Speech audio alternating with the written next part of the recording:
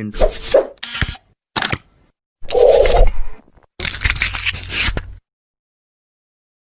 बिस्मिल्लाहिर्रहमानिर्रहीम। अस्सलाम दोस्तों, आप देख रहे हैं डिस्कवर द ट्रुथ्स। मेरा नाम मोहम्मद वारिस है। टाइम ट्रैवल या वक्त में सफ़र का तज़किरा बहुत होता है। ये एक ऐसा दिलचस्प मौजू है जिस पर बनी फिल्में आम लोगों के लिए साइंस फिक्शन ही होती हैं। क्या ये कहानी से भरकर भी कुछ है?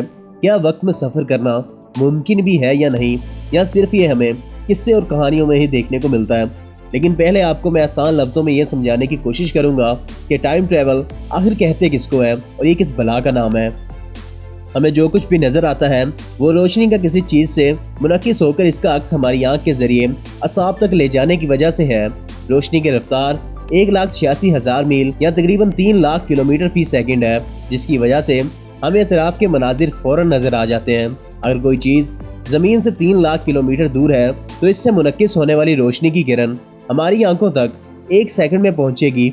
इस तरह हमें वो चीज़ 1 सेकंड पहले वाली नज़र आएगी। सूरज का फासला ज़मीन से तकरीबन 150 मिलियन किलोमीटर है और इसकी किरण हम तक पहुंचने में 8 मिनट का टाइम लेती है। आसान लफ्ज़ों में मैं आपसे ये भी कह सकता हूं कि जो सूरज मैं और आप देखते हैं वो 8 मिनट पहले का होता है। टाइम ट्रैवल को समझने के लिए मैं आपके लिए और आसानी कर देता हूँ। आप फ़र्ज़ करें कि आप रोशनी से भी दुगनी रफ्तार से सूरज जितने फासले पर मौजूद किसी सितारे या सियारे पर जाकर पलट कर वापस आ जाए तो हमारा जाना 4 मिनट में होगा और इसी तरह से वापसी भी 4 मिनट में ही होगी और कुल सफ़र 8 मिनट में तय हो जाएगा। लेकिन दिलचस्प बात यह होगी, हम खुद को अपने आप को वापस आता हुआ देखेंगे। वजह इसकी ये होगी कि रोशनी की वो किरणें जो हमसे टकरा कर मुनक्किस होकर हमारी मुतहरिक तस्वीर लेकर ज़मीन की तरफ आ रही थी, इनको कुदरती इमेज के तौर पर हमारी आँख तक पहुँचने के लिए 8 मिनट का अरसा लगेगा, जबकि हम इससे पहले रोशनी की दुगनी रफ्तार की वजह से ज़मीन पर आ गए। इस तरह हमारे मुतहरिक अक्स कुदरती वक्त 8 मिनट में हमारी आंखों में दाखिल होंगे, जिसकी वजह से हम खुद को देख रहे होंगे। यही मुस्तकबिल या वक्त में सफ़र कहलाता है। इसको टाइम ट्रैवल कहा जाता है, यानी कि रोशनी की रफ्तार आपसे पीछे रह गई और प्रेजेंट उससे दुगनी रफ्तार में आगे चला गया।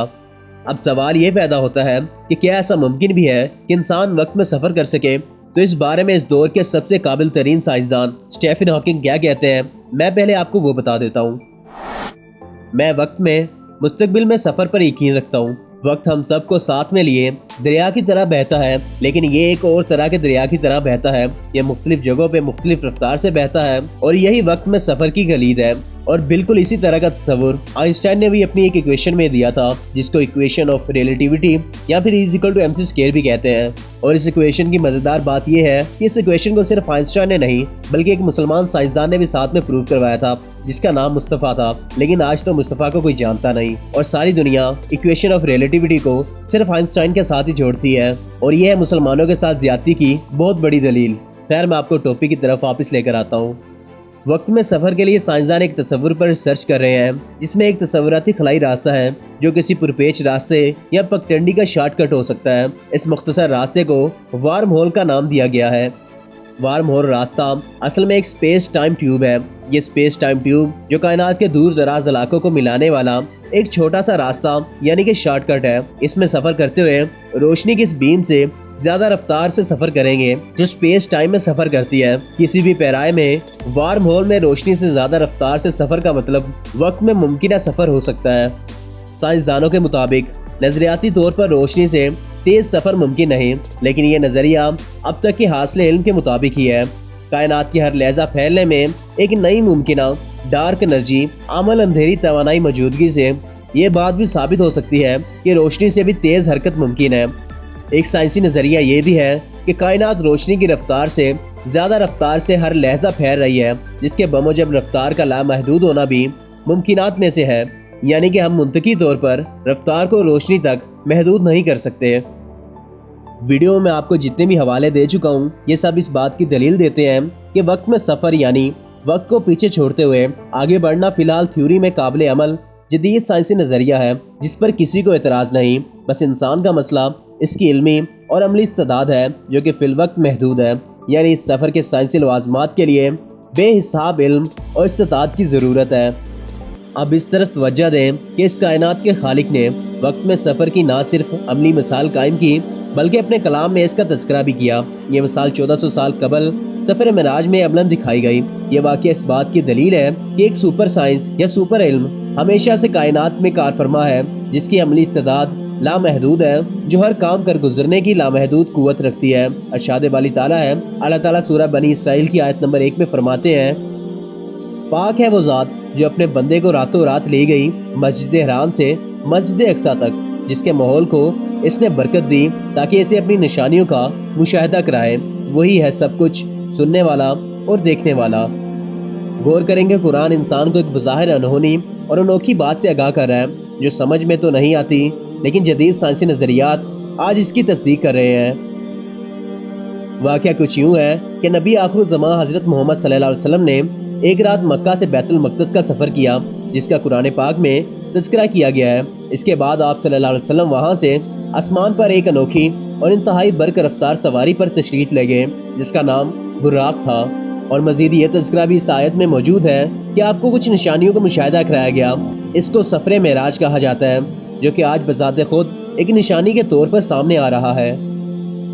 اس سفر کے دوران اللہ تعالیٰ کے پیارے نبی حضرت محمد صلی اللہ علیہ وسلم نے جنت اور دوزخ کو دیکھا اور وہاں پر لوگوں کو بھی پایا، یعنی کہ حضرت محمد صلی اللہ علیہ وسلم وقت سے بہت آگے جا چکے تھے اور انہوں نے فیوچر کو دیکھا تھا، جو کہ یقیناً کئی سال بعد یا پتہ نہیں کتنے سال بعد جنت اور دوزخ لوگوں کو ملے گی۔ اس کا نظارہ اللہ تعالیٰ نے اپنے پیارے حبیب حضرت محمد صلی اللہ علیہ وسلم کو بہت صدیوں پہلے ہی کروا دیا تھا، اور یوں سفر معراج ٹائم ٹریول کی ایک بہت بڑی مثال بن کر دنیا کے سامنے بھی آئی۔ اور حیرانگی کی بات تو یہ ہے، جب حضرت محمد صلی اللہ علیہ وسلم زمین پر واپس آئے تو وقت وہیں پر ٹھہرا ہوا تھا، کنڈی ہل رہی تھی، اور نبی آخر الزمان حضرت محمد صلی اللہ علیہ وسلم کا بستر بھی گرم تھا، یعنی کہ حضور پاک صلی اللہ علیہ وسلم نے روشنی کی رفتار سے بہت زیادہ رفتار میں سفر کیا تھا، جس کی وجہ سے حضرت محمد صلی اللہ علیہ وسلم کا وقت تو گزر رہا تھا، لیکن زمین پر وقت ٹھہر گیا تھا یا بہت کم گزرا تھا۔ عام علم والے کے لیے یہ ایک ناقابل یقین بات ہے، لیکن اس کو ایمان اور معجزے کے ضمن میں لوگوں نے قبول کر لیا۔ اب اس دور میں علوم کی ترقی سے ظاہر یہی ہوتا ہے کہ آپ صلی اللہ علیہ وسلم نے روشنی کی رفتار سے بھی بہت زیادہ رفتار میں سفر کیا، اس لیے زمین پر وقت نہیں گزرا اور آپ صلی اللہ علیہ وسلم کی واپسی ہو گئی۔ اور آپ اس واقعے کو میرے پہلے بیان کیے گئے واقعے، یعنی کہ سورج یا سیارے یا ستارے پر جا کر واپس آنے والی مثال کے ساتھ ریلیٹ کر کے بھی سمجھ سکتے ہیں، اور آپ کو یہ مثال سمجھنے میں کافی آسانی بھی دے گی۔ گویا سفر معراج میں کائنات میں رواں عظیم تر اور ہر انسانی سائنس کو مغلوب کر دینے والی سائنس کی قوت کا ایک مظاہرہ ہوا، جس کو جدید انسانی سائنس ابھی تک سمجھنے کی کوشش ہی کر رہی ہے۔ قرآن میں اس سفر کا تذکرہ قرآن کے الہامی ہونے کی روشن دلیل ہے۔ ایک نقطہ قابل غور یہ ہے کہ اگر قرآن کسی انسان کی تحریر ہوتا، وہ شخص ایسی انہونی بات جس کو عام انسان قبول نہ کرے کیوں لکھتا؟ قرآن کو فرسودہ کتاب سمجھنے والی منکرین اور سیکولر دوست جان رکھیں کہ اگر قرآن کسی خالق کا کلام ہے، جو کہ یقیناً ہے، تو پھر وہی خالق کائنات ہر سائنس اور علم کا خالق ہے اور اس پر غالب بھی ہے، اور اللہ جب چاہے گا خود اسی جدید سائنس کے ذریعے ہی اپنی تصدیق کرائے گا۔ اسی رب کا قرآن میں منکرین کو سمجھانے کے لیے یہ فرمان بھی مد نظر رکھنا چاہیے۔ اللہ تعالیٰ قرآن پاک میں فرماتے ہیں، اور ہم انہیں انہی کے اندر اور آسمان میں اپنی نشانیاں دکھائیں گے، یہاں تک کہ ان کے سامنے عیاں ہو جائے گا کہ یہی حق ہے۔ کیا یہ بات کافی نہیں کہ تمہارا رب ہر چیز کا شاہد ہے؟ واقعہ معراج نہ صرف قرآن پاک کے سچے ہونے کی دلیل دیتا ہے، بلکہ دین اسلام کو اللہ تعالیٰ کا سچا اور واحد دین بھی ثابت کر دیتا ہے۔ اور وہ سائنسدان جو کہ واقعہ معراج کو کل تک ایک من گھڑت کہانی ثابت کرنے کی کوشش میں لگے ہوئے تھے، آج وہی سائنسدان واقعہ معراج کو سچ سمجھ رہے ہیں اور اس پر تحقیق بھی کی جا رہی ہے۔ اگر ان سائنسدانوں نے جتنا وقت واقعہ معراج کو جھوٹا ثابت کرنے میں لگایا ہے، اگر یہی وقت وہ ٹائم ٹریول پر لگا دیتے تو شاید آج کی دنیا کہاں سے کہاں ہوتی۔ ویڈیو کا اختتام اسی دعا سے کروں گا کہ اللہ تعالیٰ ہمیں شیطان کے شر و دجال کے فتنے سے محفوظ فرمائے اور ہمارا خاتمہ ایمان پر فرمائے، آمین۔ آپ لوگوں کی اس بارے میں کیا رائے ہے؟ اپنی قیمتی رائے کا اظہار کمنٹ باکس میں ضرور کریے گا۔ ویڈیو اچھی لگی ہے تو ویڈیو کو لائک کریں اور دوستوں کے ساتھ بھی ضرور شیئر کریے گا۔ اگر آپ ابھی تک ہمارے چینل پہ نئے ہیں تو چینل کو سبسکرائب کر لیں اور بیل آئیکن کو بھی ضرور پریس کر لیجیے گا، تاکہ ہر نئے آنے والی ویڈیو کا نوٹیفیکیشن آپ تک بر وقت پہنچ جائے۔ اب آپ سے ملاقات ہوگی انشاءاللہ اگلی ویڈیو میں۔ اللہ نگہبان۔